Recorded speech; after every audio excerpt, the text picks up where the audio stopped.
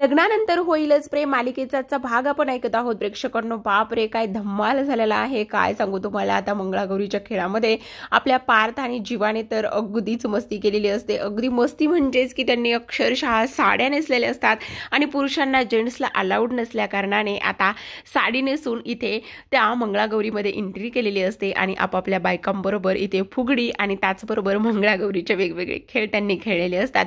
पण इथे नंदिनी आणि जेव्हाच काव्याला ही गोष्ट समजते तेव्हा मात्र त्यांची जी काही पोलखोल झालेली असते ती पाहण्यात काही धम्माल आलेली आहे. पाहूयात आजचा रिव्ह्यू. इथे नंदिनी आणि काव्याची मंगळागौर असल्या कारणाने आता मानिनी तिच्या मैत्रिणींना फोन करून आमंत्रणाचं सांगत असते. सरल्याला म्हणत असते, अगं सरला खरं तर उशीर झालाय पण काय करणार ना गं, आता इथे सुनांची हौसमौज झाली पाहिजे, तू सुद्धा तुझ्या सुनेला घेऊन ये बरं. आता इकडे लगेचच वसुने आणि रम्याने हे सगळं बोलणं ऐकलेलं असतं.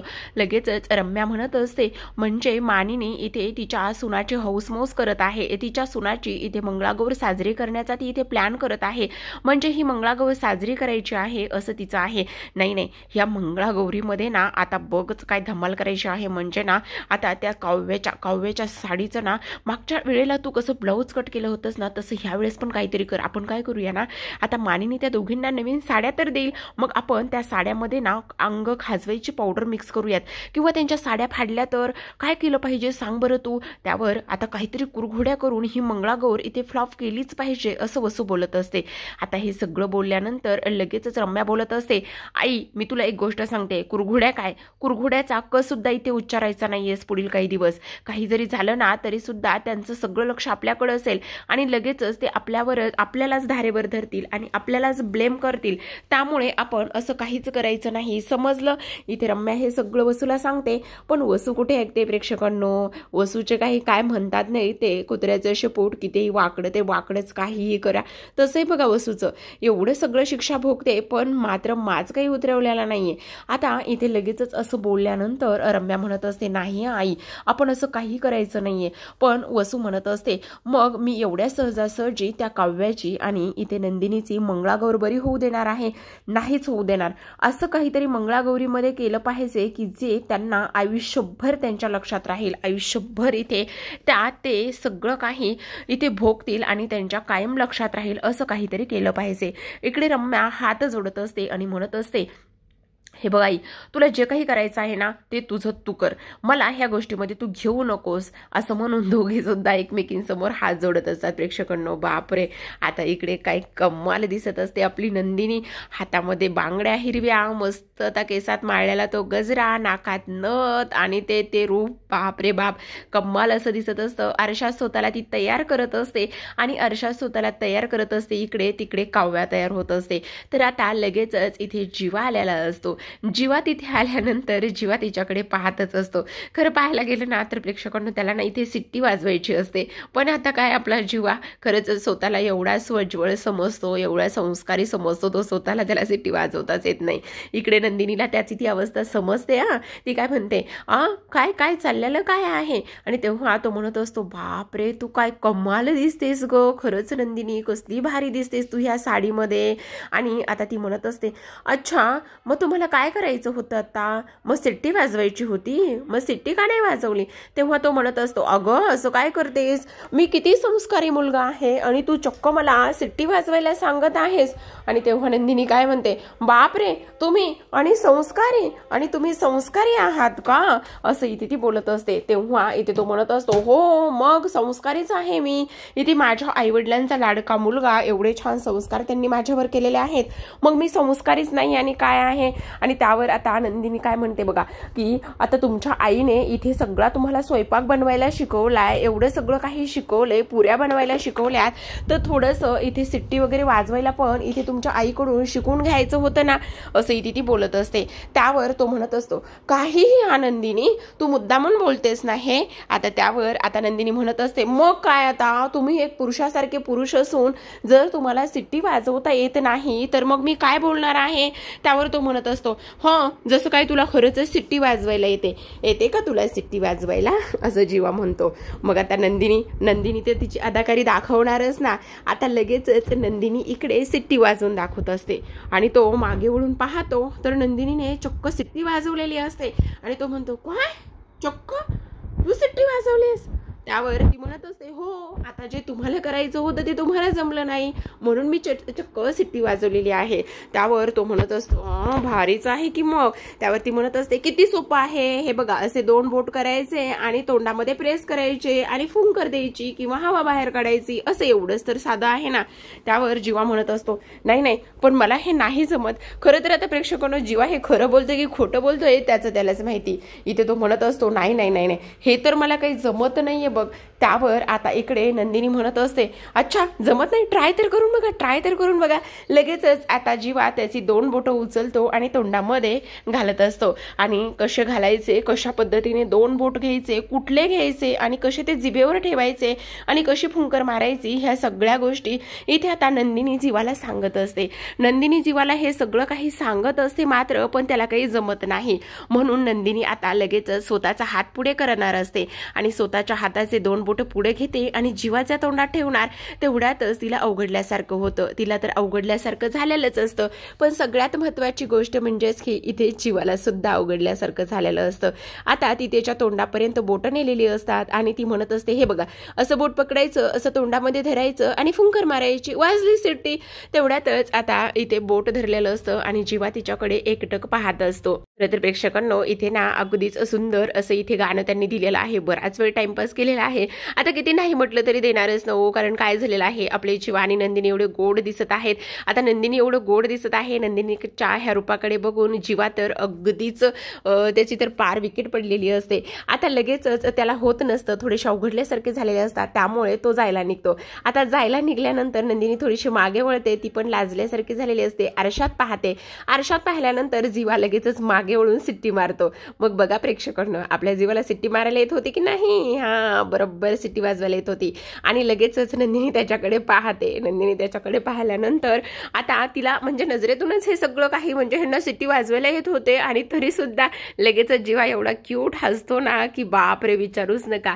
आणि तो म्हणत असतो, काय नंदिनी गोड दिसतेस, कमाल दिसतेस, वाजवली की नाही सिट्टी, बरोबर की नाही?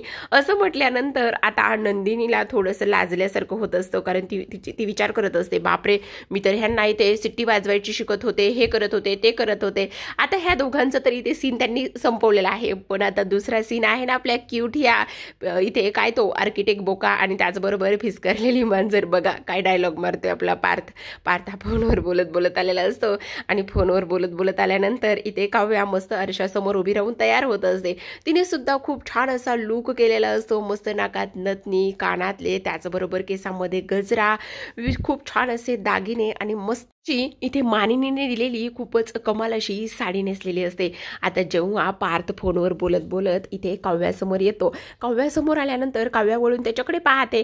काव्या त्याच्याकडे वळून पाहिल्यानंतर पार्थचा हातातला मोबाईल जो असतो तो कधीच खाली गळून पडलेला असतो, त्याला सुद्धा कळत नाही. आणि पार्थ हा फक्त आणि फक्त त्या काव्याच्या रूपाकडेच पाहतो. तिकडून फोनवर बोलत असणारा माणूस सुद्धा गायब होतो, पण मोबाईल मात्र हातात न राहता तो खाली गळून पडतो. इकडे काव्या तर त्याच्याकडे एकटोकच पाहत असते. इकडे काय चाललेलं असतं पार्थचं त्याचं त्यालाच कळत नाही. शेवटी काव्या खाली वाकते आणि खाली वाकल्यानंतर तो जो पार्थच्या हातून मोबाईल पडलेला असतो ना तो ती उचलते आणि उचलल्याच्या नंतर स्वतःकडे तो मोबाईल ठेवते. इकडे ती बोलत असते, देशमुख देशमुख, पण देशमुखचं कुठे लक्ष असतं? देशमुख तर इथे काव्याच्या नजरेत कधीच हरवून गेलेला असतो, त्याचं त्यालाच समजत नसतं.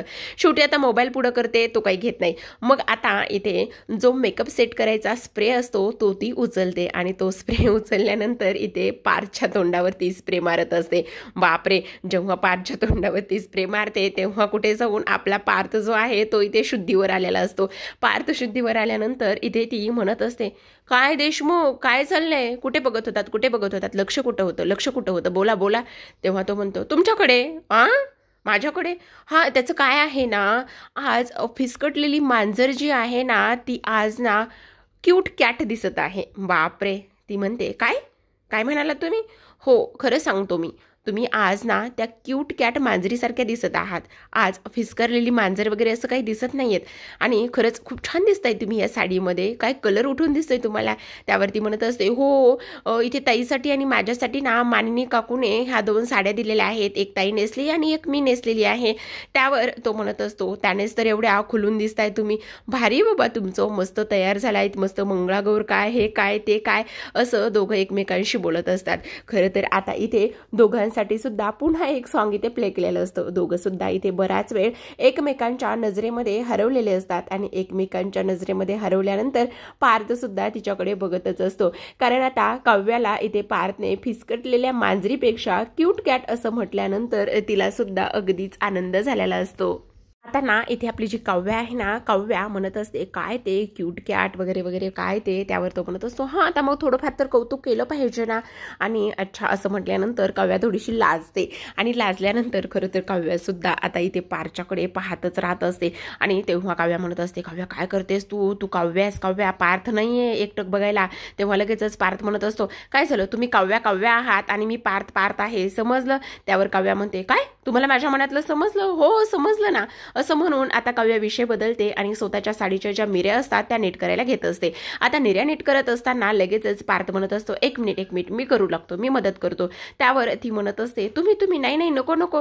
पण पार्थ कुठे ऐकणार आहे. पार्थ म्हणत असतो, नाही असू देत ना. पण आता इकडे मात्र तो हे सगळं काही करत असतो तर इकडे दुसऱ्या बाजूला आपल्या काव्याला अनिशाचं बोलणं आठवलेलं असतं.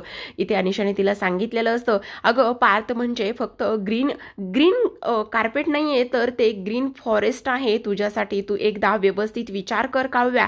असं इथे अनिशा तिला कधीतरी बोललेली होती आणि कधीतरी हे गोष्टी बोललेली असल्या कारणाने आज तिला अनिशाचं हे सगळं बोलणं इथे आठवत असतं.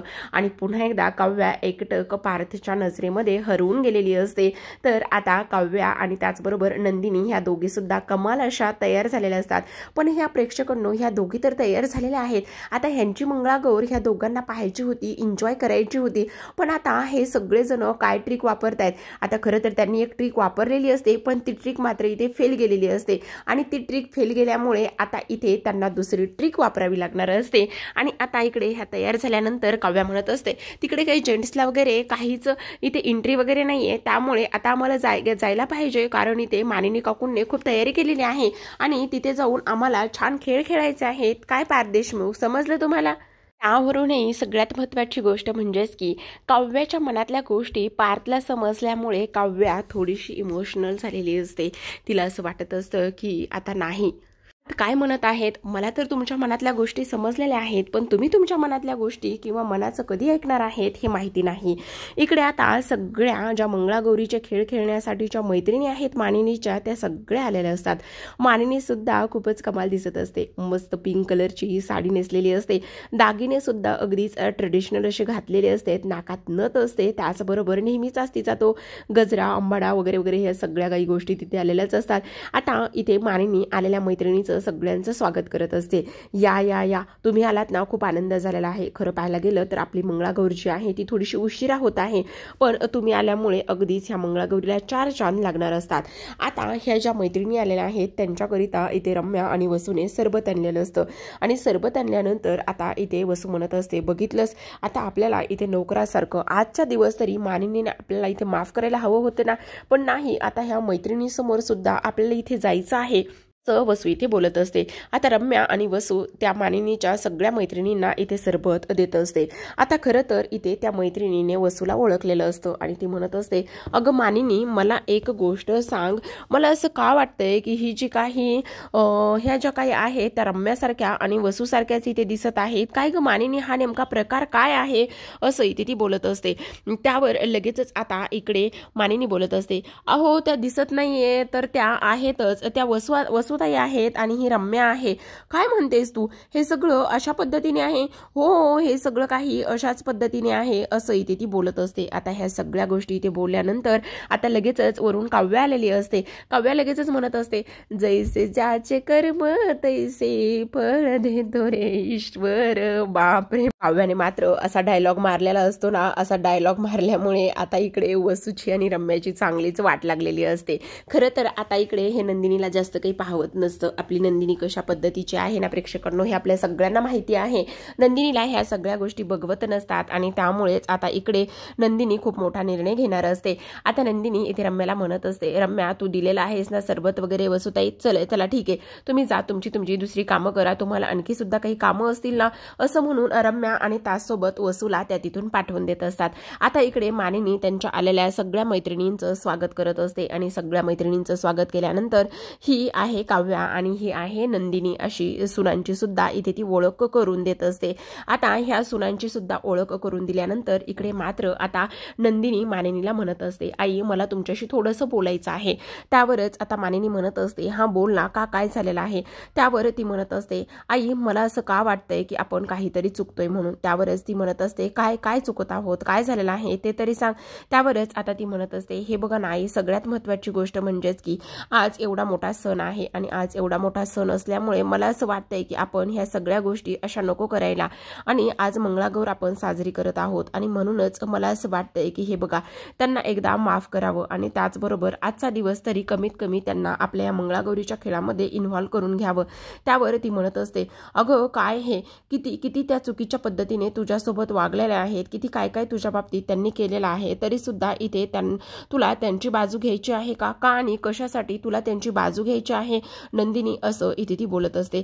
नाही आई, अगदीच तसं काही नाहीये, पण सगळ्यात महत्त्वाची गोष्ट तुम्हाला सांगू का, मला त्यांची ही अवस्था नाही पाहवत नाही बघवत आहे, म्हणून मला असं वाटतंय की आपण आजचा दिवस त्यांना इथे आपल्या ह्या कार्यक्रमामध्ये इन्व्हॉल्व करून घ्यावं.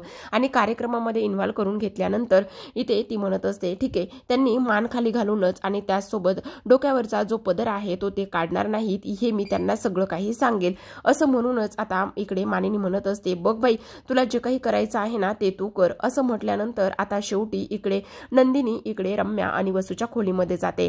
त्या दोघींच्या खोलीमध्ये गेल्यानंतर ती त्यांना म्हणत असते, खरं तर आता मी आईकडून परवानगी काढलेली आहे, तुम्हाला इथे घरामध्ये बोलवण्याचं काम केलेलं आहे, पण सगळ्यात महत्त्वाची गोष्ट मंगळागौरीमध्ये तुम्ही खेळ खेळायला येणार आहात, पण साड्या नेसणार आहात, पण इथे स्वतःचे तोंड झाकून आणि स्वतःचे तोंड झाकल्यानंतर इथे तुम्ही डोक्यावरचा पदर सुद्धा बाजूला काढायचा नाही, समजलं तुम्हाला, आणि तरच तुम्ही ह्या सगळ्या गोष्टी इथे करणार आहात. जर तुम्हाला यायचं असेल तर डोक्यावरचा पदर काढायचा नाही, काय कळलं का.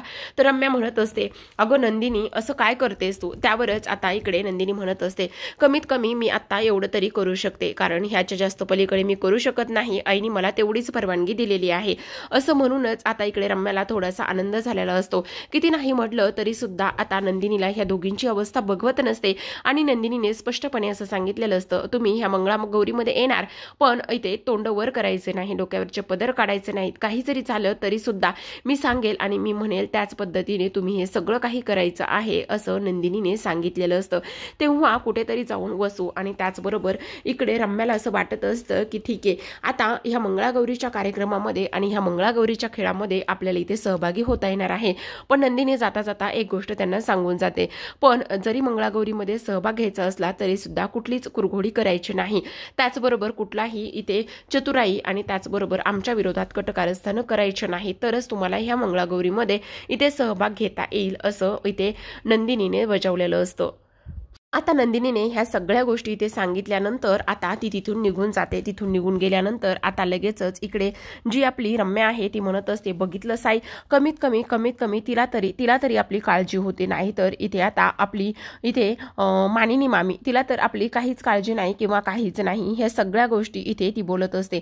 आता ह्या सगळ्या गोष्टी इथे ती बोलल्यानंतर लगेचच आता वसू म्हणत असते, पण बघ ना हिने पण काय केलेलं आहे, आपल्याला इथे मंगळागौरीच्या खेळामध्ये सहभागी करून घेतले, पण कशा पद्धतीने घेतलेला आहे, तर काय तर म्हणे तुम्ही येऊ शकता पण इथे तुम्ही चेहरे नाही दाखवू शकत, मग मला सांग त्या गोष्टीचा काय बरं उपयोग, असं इथे ती बोलत असते. आता ह्या सगळ्या गोष्टी इथे ती बोलल्यानंतर इकडे ती म्हणत असते, ठीक आहे असू दे, चल तेवढं तर तेवढं. आता इकडे सगळे इथे जमलेले असतात, त्याचबरोबर इथे काव्याची मैत्रीण त्याचबरोबर नंदिनीच्या मैत्रिणी आलेल्या असतात.